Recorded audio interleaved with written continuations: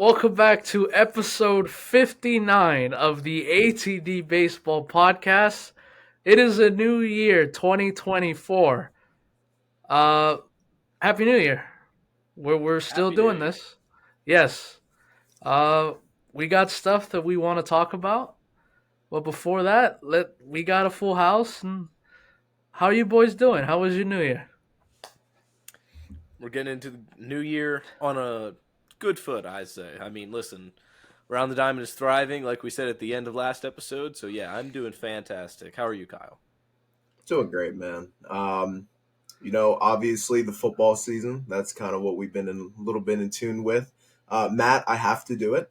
My Giants, Oh, beat up on your Eagles, come on. Yes, it's the end of the Giants season, so I am full-fledged back into baseball. I can't wait, man. It's one step closer. Next month, guys. Here we go. That's right. yeah, it's I think right when the new year hit. Well, I mean, for everybody on the East Coast, because obviously nobody's staying up until 3 in the morning to celebrate with us here on the West Coast. But I saw all the tweets from all the MLB reporters, and they said Happy New Year, 6 weeks until spring training. I'm like, damn, already? Seems like Yes. we still got like a while ago, but we're getting closer. We're getting closer. Uh, so we got some topics that we're gonna discuss today. Uh, Dodgers do it again. Teoscar Hernandez. I'm sure the boys are gonna have some thoughts about it. I know Kyle did after what I heard yesterday.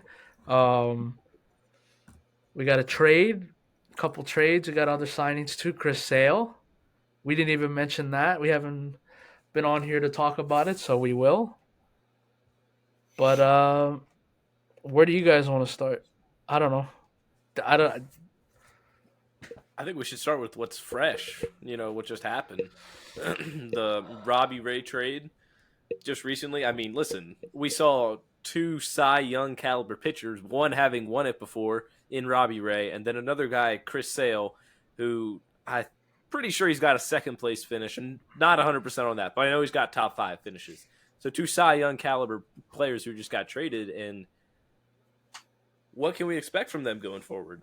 I mean, Robbie Ray sort of been injured off and on and not the same since he did win the Cy Young with the Blue Jays. His Mariners tenure, as short as it was, didn't really pan out too well. Um, but on the other end, the Giants didn't really give up too much to get a player who's like 3 years removed from winning a Cy Young. So it's an interesting trade. I'm curious to see who you guys think won it and each of your thoughts on it. Kyle, start us off. Yeah, so for me, I absolutely love this deal for the Giants. I really do. We all know that they've been having issues signing these big free agents. So what's the next best thing? Let's go on the trade market and get one of these players. Whether they don't have a choice, you know. So they're getting a guy in Robbie Ray, right? So we all know his story. Matt, you had just said it. He's kind of taken a downfall spiral when he went to the Mariners. But we need to remember that this guy is a Cy Young Award winner. There's no reason why he can't still tap back into that potential and be that guy again. And low risk, high reward, to be honest with you. Yeah, you gave up Mitch Haniger, but you only had him a year. I really don't think he was that big of a difference maker last season. And you gave up Anthony DeSclafani, who middle of the road pitcher, maybe. I'm not entirely sure on his stats, but I absolutely love this move for the Giants. It adds to a much needed pitching staff. You kind of get that number two to Logan Webb, whether Robbie Ray returns to form or not. I mean, he's still a very viable pitcher. As long as he can stay on the field, I think this is a great move for the Giants, and honestly, something that they kind of needed to do. And I love the move. I really, really do. So DeSclafani, across 99.2 innings, so 99 2/3, just about 100 innings last season.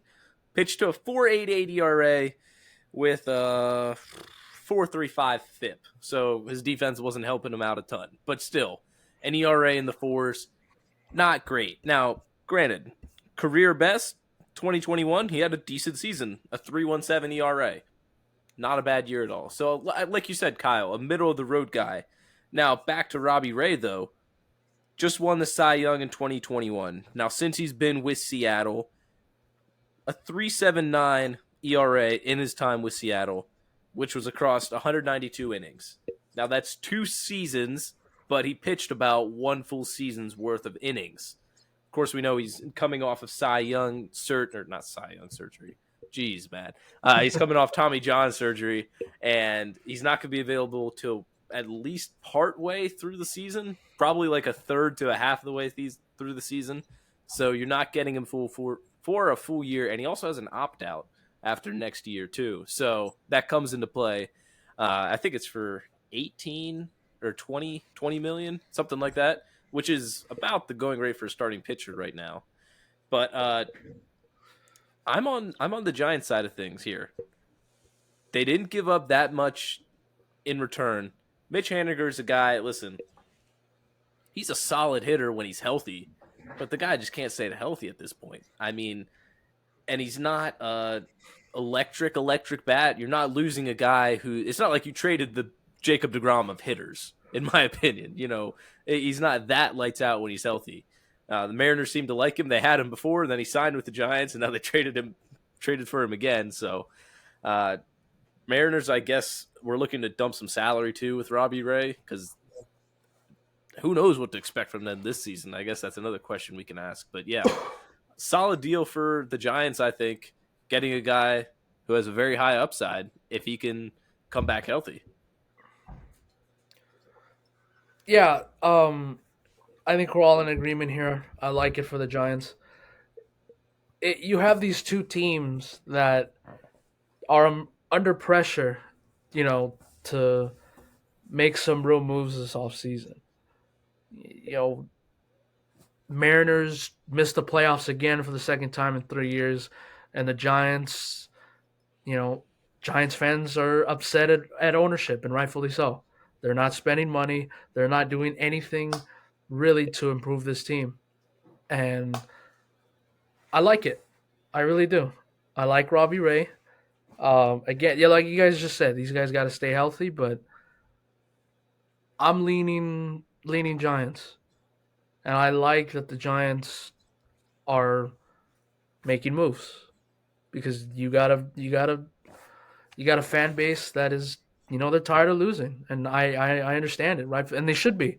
This is not what the Giants have been doing the last couple of years. That's not San Francisco Giants baseball. And I know it's not. And I know that they can be better than this. And I like the first step towards improving the team. Yeah. I mean, you went out and you signed Young-Ho Lee too, so you're making some moves, some strides towards improvement, and I think they're also listed as the favorite for Shota Imanaga right now. I think they're still in the 4 or 5 teams that's in contention for him. So, look, it's good. You're still looking to add people, and this was a trade that you seem to be on the plus side of things. Now, listen, if Robbie Ray doesn't come back and pitch healthy this season, and he opts out, well, then you kind of lost a trade, because you traded for half of the season of a not healthy, not capable starting pitcher, and you gave up two guys. I mean, 2 for 1 is never really a good deal, especially if the one's not healthy and doesn't pitch well at all in 2024. But we'll have to see how that goes. The Mariners made another trade too. Kyle, you're a little familiar with the guy who got shipped up to Seattle there, Luke Raley. Yeah, he kind of caught traction with the Rays, right? And this is the story of the Rays. They turned a bunch of nobodies into somebody, and now they're dumping his salary. Now they're dumping him off to Seattle. No, I think it's a good move for the Mariners. They need depth in the outfield. Obviously, they have J-Rod out there, but other than that, their corner outfields are a little slim, especially now that Teoscar Hernandez went over to Los Angeles. You're losing a big bat in Hernandez, and there by no means is Raley the replacement to Teoscar Hernandez. But he still provides plus defense, and he's got a little pop in that bat. Not entirely sure of his stats last year, but I know damn well he killed the Yankees. So it's. I mean, I liked watching him play. I think he's a plus defense outfielder, and yeah, I like the move. It's a solid depth move, and that I feel like that's what the Mariners need. Uh, Dodgers legend Luke Raley. yeah, Yes, that's right. yes, Legendary 33 games. Melo remembers him well. Um, Yes. yeah, he popped off 19 home runs last year across 118 games, hit 250, 333 on base, 490 slugging. yeah. There you go. That's a solid bat. I mean, at the worst, you got some young guys you bring up in the organization. He's either a platoon outfielder or he gets shifted to a bench bat. He does have first base options too. He's played some first base. So, listen, he's a little bit utility. And at the worst, like I said, you didn't trade that much for him. You gave up Jose Caballero. So, I mean, you feel all right with him at the worst becoming a bench piece if people in your organization are rising up in the outfield. The Rays, they did what they do best, is they trade a guy, not before he wasn't getting a big payday, don't get me wrong, but they traded him when he had relatively higher value. And they got a guy who, listen, in his first taste of Major League Baseball, he hasn't been the best hitter, Jose Caballero, but he showed flashes in the minor leagues that he can be a capable bat, and the Rays feel like they can tap into that, and that's really what they do best. So I guess the Rays feel confident that they made the right choice here. They need another infielder because, of course, we all know does not look like Wander Franco is going to be playing again for the Rays. So they are needing somebody to replace him there. And Caballero is going to be one of the pieces at least. We'll see how that shakes out there at the shortstop position. Melo, you got anything on this trade, though?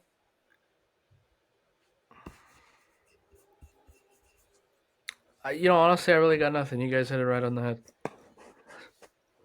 All right. Well, there we go. A couple other moves, though, were made. We'll get to Chris Sale here in a second, but we're going to round out the recent stuff. Sean Manaea signed in Queens there with the Mets, and so did Harrison Bader. So the Mets, even though they made it seem like they're not going to be contending or anything in 2023, they're not totally just taking a dump on the season. I mean, they're still trying at least. They're signing some guys. They didn't trade Pete Alonso this offseason so far. It doesn't seem like they're going to. So the Mets aren't going to be a total pushover in 2023. Manaea is a guy who, on his best day, is like a top 30 pitcher in baseball. Now, listen, there was a time when he was a long relief pitcher for the Giants last year. So it's sort of, let's see and hope for the best. But still, Mets adding some pieces. I mean, as a Phillies fan, you don't love to see it, but good for the Mets. They're actually trying to stay competitive. Yeah, good for the Mets, and it's one of those things again where if the Mets just don't play good next year, they can flip. They can flip both of those guys, if not one of them at the trade deadline. But is it the sexy superstar that it seems like Steve Cohen has been, trying to get for the Mets? No, but I think finally Met fans and ownership are on the same page. They understand that okay, we're not going to be competing for a World Series next year. Maybe not even in 2025, but at least everybody now in the building knows that. Because for a while we had no idea what direction this team was going to go in. So they're not just going to throw out a bunch of minor league guys and say go figure it out. They're making moves. You know, they're putting Major League Baseball players out there. And you never know what these guys can turn into. Depending how you look at it, there are things to like about the Mets next year. Like, there's some things that you can point to and be like, that's not that bad. Kodai Senga coming into his second year, solid pitcher in his first season, very good pitcher. I mean, Pete Alonso, he's pretty much penned in for 40 home runs at this point. Lindor's coming off of a revival season. there's things to like. You had some good rookie showings at the end of the season too, so there are things to like for the Mets next year. Yeah, I'm just gonna piggyback off what you guys said, and I think you guys hit it right there with Steve Cohen, right? We're not used to these smaller signings and trades when it comes to the big man, right? There's a reason why the luxury tax, the last penalty was named after Steve Cohen. I mean, that's the kind of guy he is. But he's going out here and he's getting I don't want to take away from what these guys are. They're still major league players. That's a damn good title. But it's not the moves that we're used to seeing. But the biggest thing that I like about what the Mets have done this offseason is every player that they've acquired, there's no reason that they couldn't trade him at the deadline. Like, these are still guys that you can get viable prospects for. Other players, whatever you want to do, you have so many options with these guys. Guys like Joey Wendell, Harrison Bader, even Luis Severino.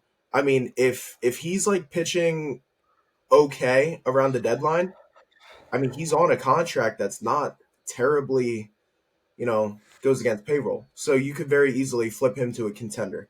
And everybody knows, especially me, that Severino is a damn good pitcher. That, the Mets, if the Mets figure that out, that's a steal there. But no, going back to the moves though, Sean Manaea, I really like it.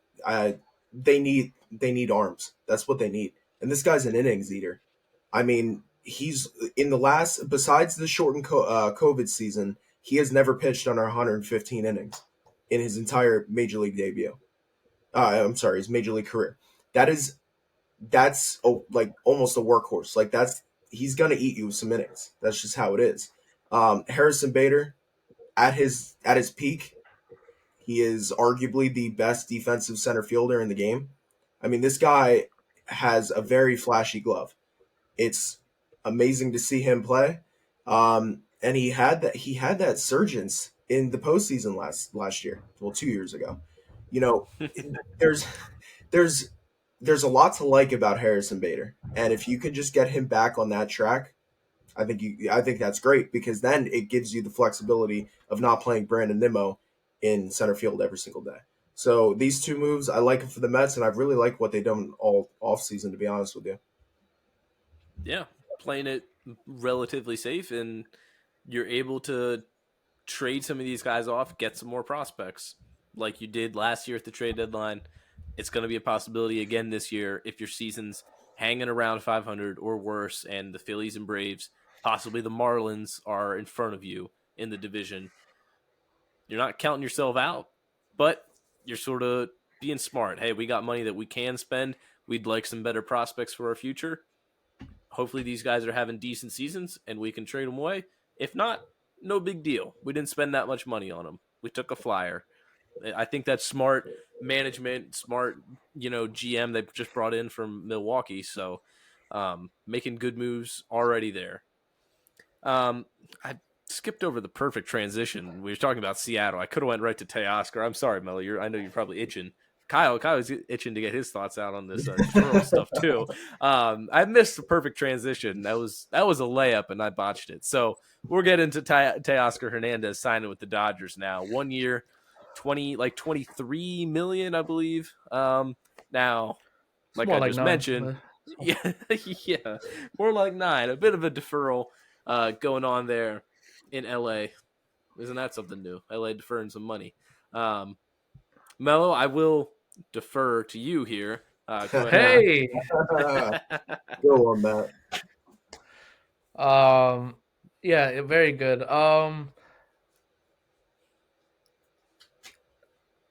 I've been on this beat all off season. Dodgers front office not satisfied, and even after getting Shohei, even after getting Yamamoto, Glass, now the Dodgers not satisfied, and they get Teoscar Hernandez yesterday for 1 year. Can he be better? Definitely. But if he can just come in here and destroy left-handed pitching and play decent left field, that's all we're asking. If you can destroy left-handed pitching, play good left field, and if he can just be average against right-handed pitching, it's not asking a lot. But I like it. Now with the deferrals,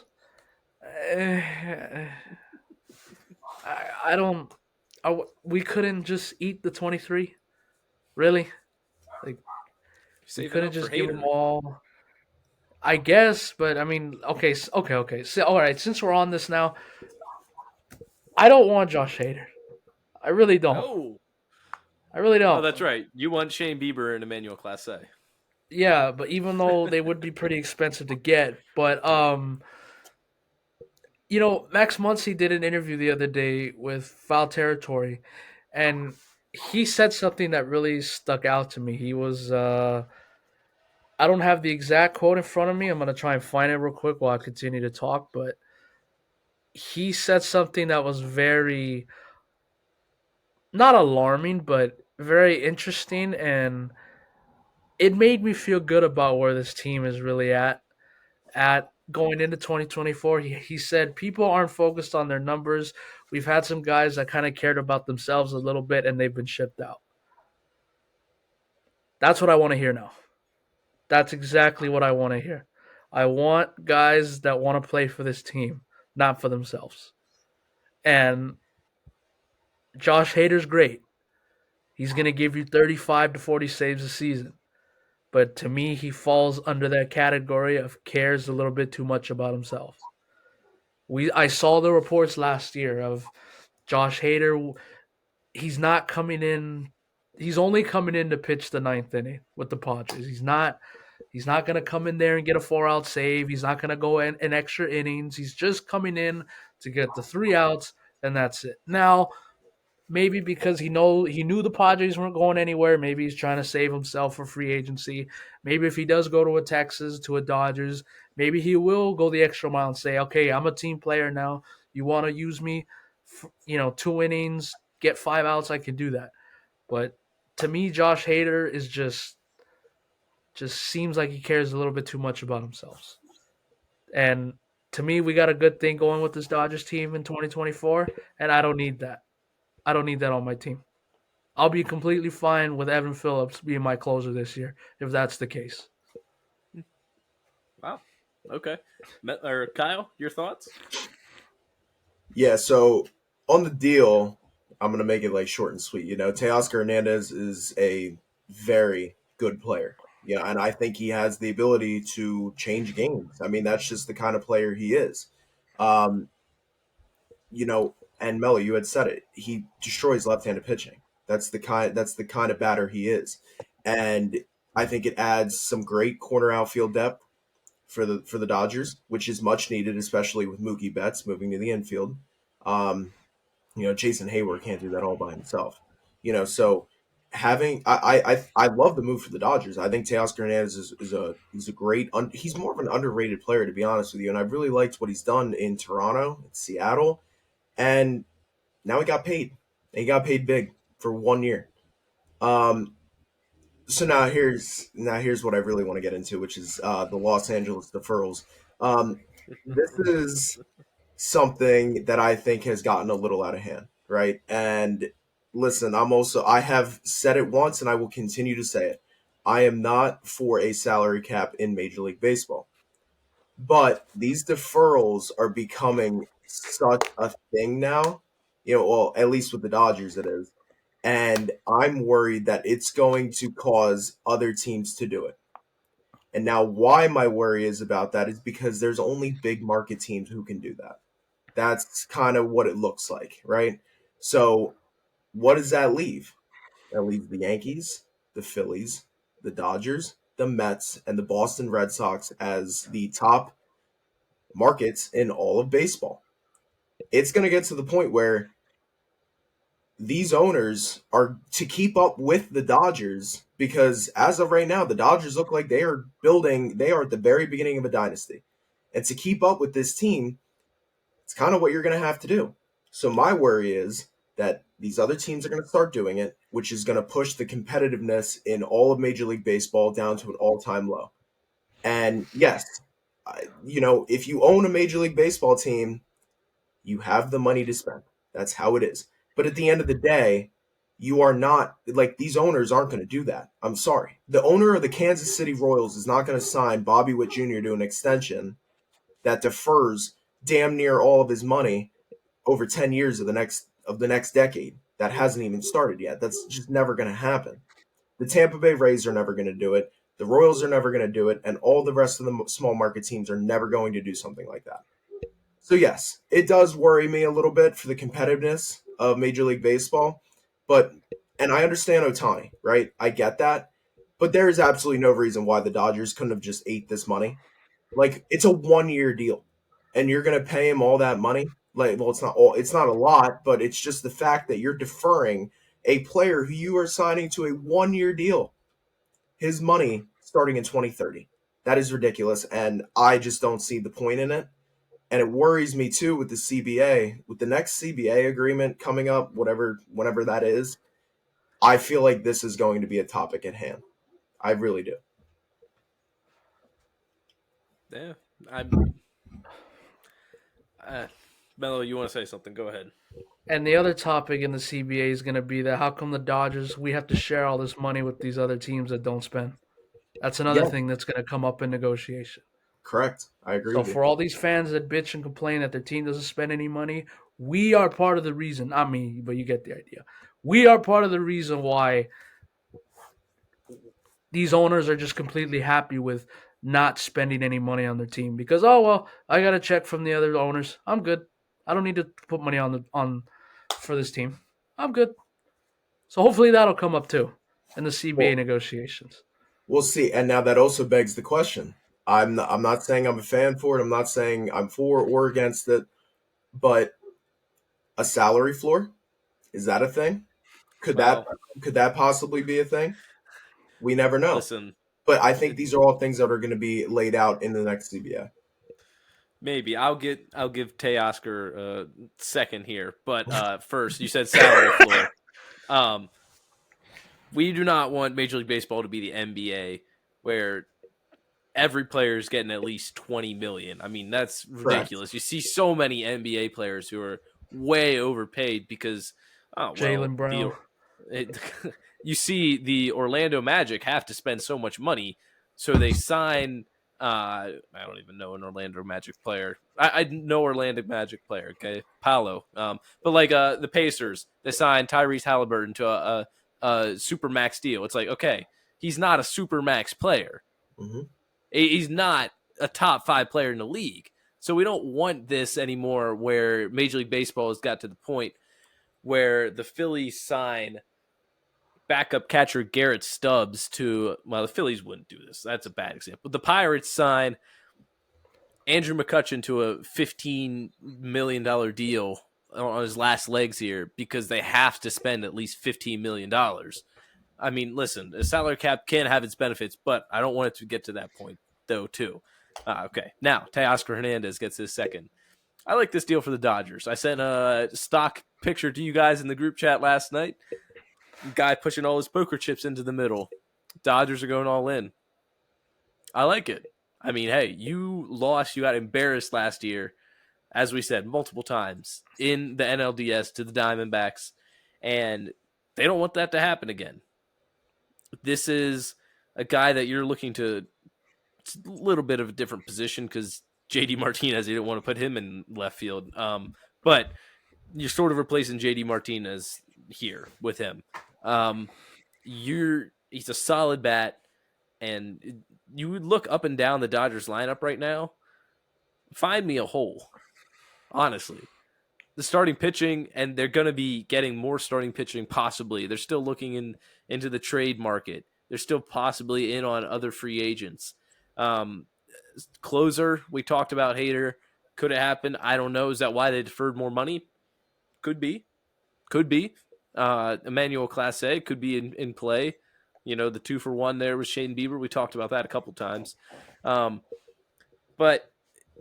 can I remind you who's coming back again this season for the Dodgers? Not just Walker Buehler. Gavin Lux had a terrible ACL tear, I believe, in spring training last year. And he's going to be coming back to be probably the shortstop, right, Melo? He's probably going to be the shortstop, and this is the craziest thing about it. He's probably gonna be your second leadoff dude. Dude's gonna be hitting ninth in the Dodger lineup this year. Gavin Lux, Probably Gavin Lux. one of the Dodgers' former top prospects. The guy he was poised for a breakout season last year before he had the terrible injury. But you're bringing that guy back into the mix here. Okay, so what? Freddie Freeman at first, Will Smith behind the plate, Mookie Betts at second, Gavin Lux at shortstop, third base, Max Muncy. You can say whatever you want about his defense, but you can pencil him in for 30 home runs and 100 RBIs this season. That's true. Outfield, James Outman, now Teoscar Hernandez, and right field Jason Hayward. Jason Hayward and Manuel Margot. There you go. So you got a platoon there. Tell me a spot where you feel a little bit shaky about that lineup. What, you're worried about Gavin Lux's return? You're worried about Jason Hayward and Manny Margot platooning out there? I mean, up and down, this is a loaded squad now. And listen, people always say you can't pick the best team on paper to win the World Series.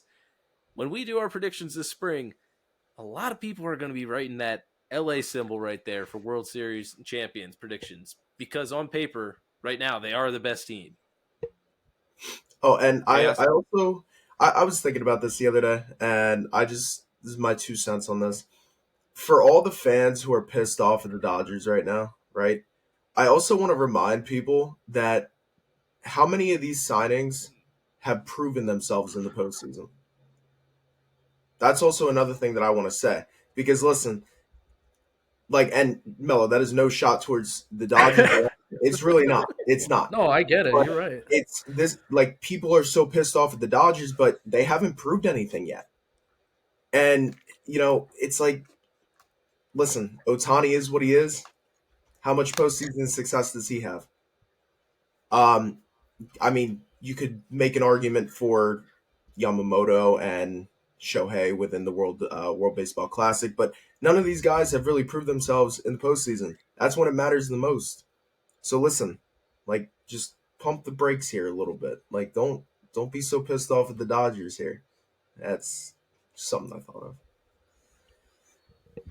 Anything else, Melo? Just continue to not give a fuck. I like what the front office is doing. I really do. And I will continue to drink the tears of every other Major League Baseball fan. What else is in the plans? Are you hoping they're still not done this offseason?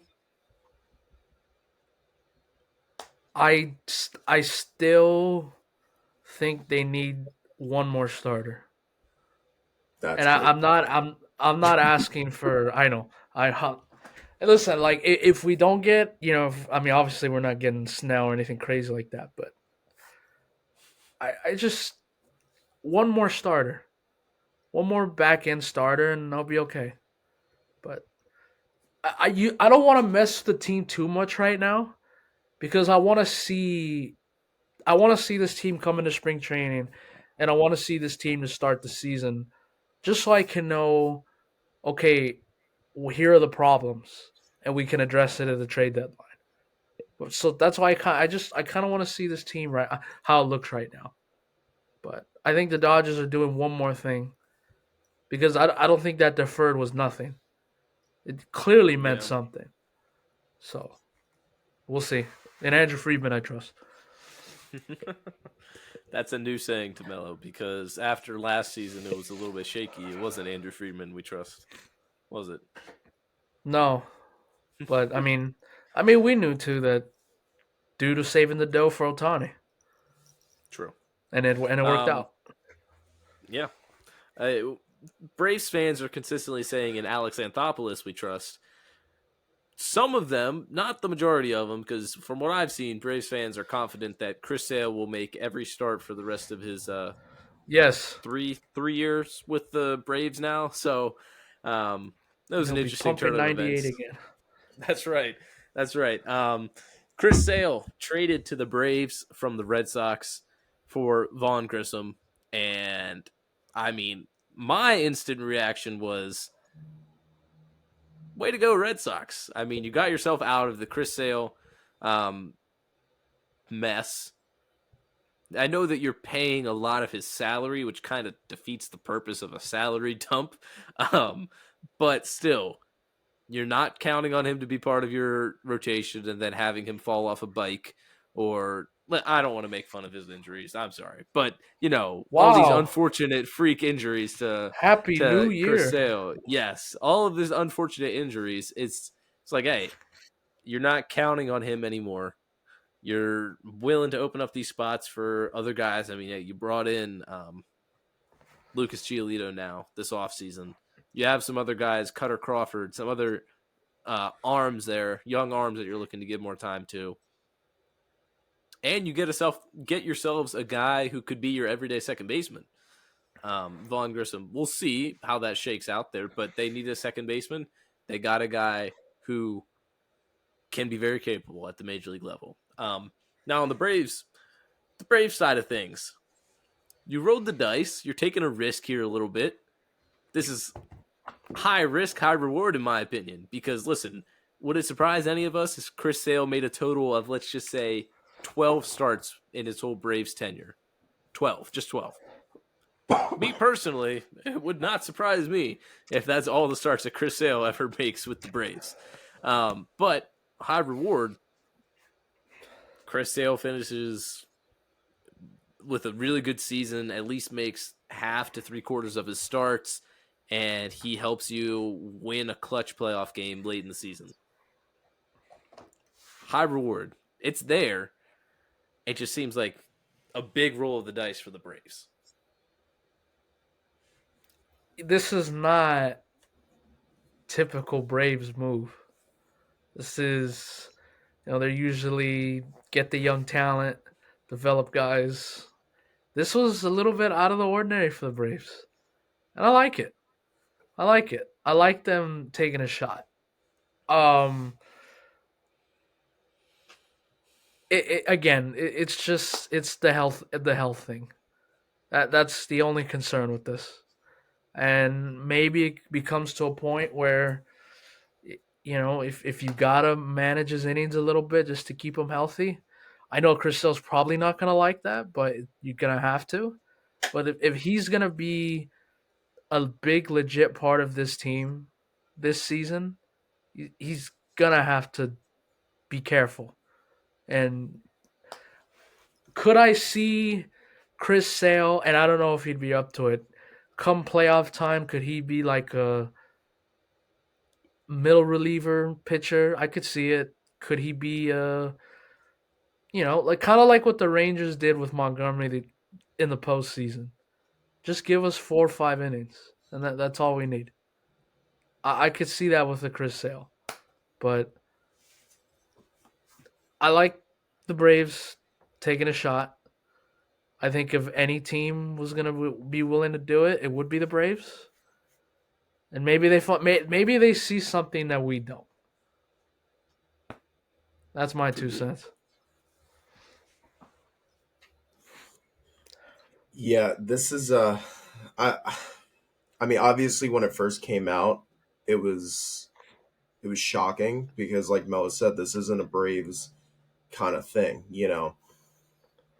And then when the extension came out, it was really head scratching. This guy has not made starts. Like, he is consistently injured, and it sucks because Chris Sale, on top of his game, is one of the best pitchers in baseball, no doubt. He has the talent for it.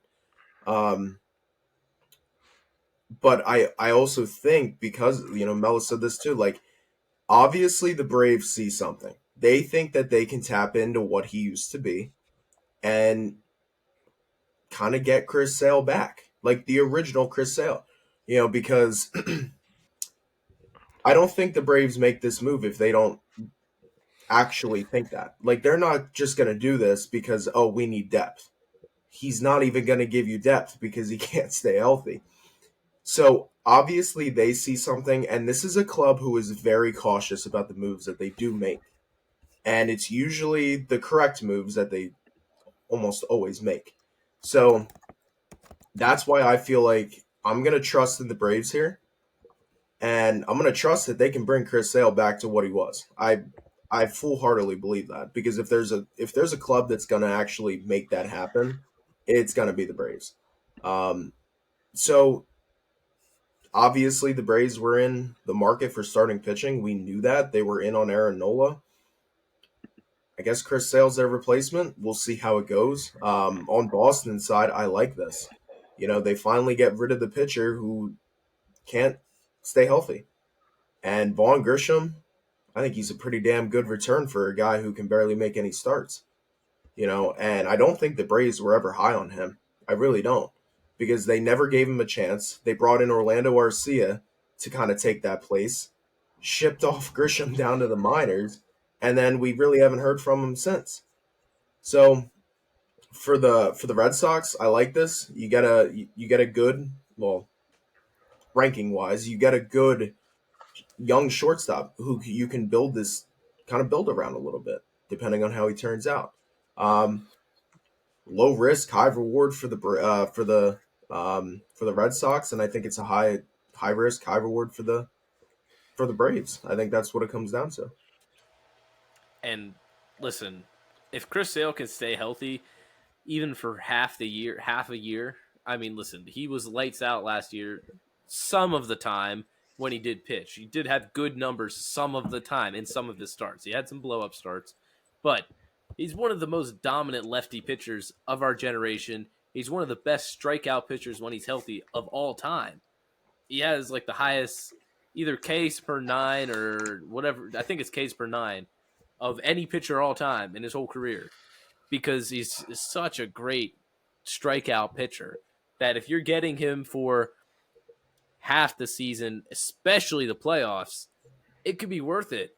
It could break your little mini streak here you have of losing to my Phillies in the NLDS. A lefty on lefty, that's a tough at-bat for Harper. That's a tough at-bat for Schwarber. I mean, listen, you're not really pennant and tough at-bats versus Bryson Stott, but listen, that lefties, it's not an easy at-bat for righties, though, either. So, listen, if this guy's coming in the 7th inning for top of the order for the Phillies and Schwarber and Harper to knock him out, and he does that, it could be worth it right there for the Braves. Now, I mean, maybe that was pre-extension, and then they went out and signed it to a little extension too, which is interesting, like Kyle said. But I think it's a good deal for the Braves if he can stay healthy. Extension's a little bit of a head scratcher, but the trade itself, you had some depth there. I understand it. Maybe you moved off a little prematurely, but you think you got a solid guy in Arcia there to man second base. So you have some depth. You want to roll the dice a little bit. High risk, high reward, like we said all the time, or this whole episode. So, you guys got anything else on Chris Sale? I'll tell you who is really a tough at bat for, Nick Castellanos. Number 2, okay, that joke didn't land. All right, well, next one.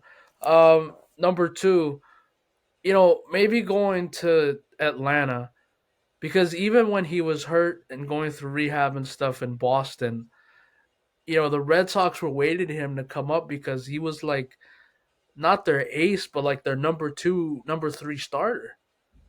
In Atlanta, he doesn't have to be the top guy anymore. They have Spencer Strider, they have, Max Fried, they have Charlie Bourne, they have guys there already that are healthy and they're gonna make their starts. So maybe that puts some ease on Chris Sale that I don't have to be the guy here in Atlanta. I don't know. Yeah. I agree with that 100%. Yeah, you have excess. You're sort of playing with house money, so to say. And I know they didn't win the World Series. They're not just coming off of 3 World Series in a row, but still, you're playing with a loaded roster. Tell their fans, huh?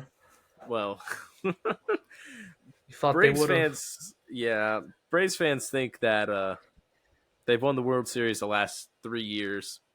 The NL East Championship is, yeah, exactly that. It's the championship for them. And Chris Sale is going to win the Cy Young next year. But what do I know? I'd probably be celebrating if the Phillies did this right now. So I'll be interested to see how it pans out. Not looking forward to those at-bats against Chris Sale though this year. I think that's all we got for this episode, though. I'm going to close it out on that note here. Episode 50, 59, I think we said, in the books. Yes. So let's keep this offseason rolling. Some more trades and signings to talk about next week would be very nice. But yeah, we'll see what happens, and we'll be back next Monday or Tuesday. See ya. Adios.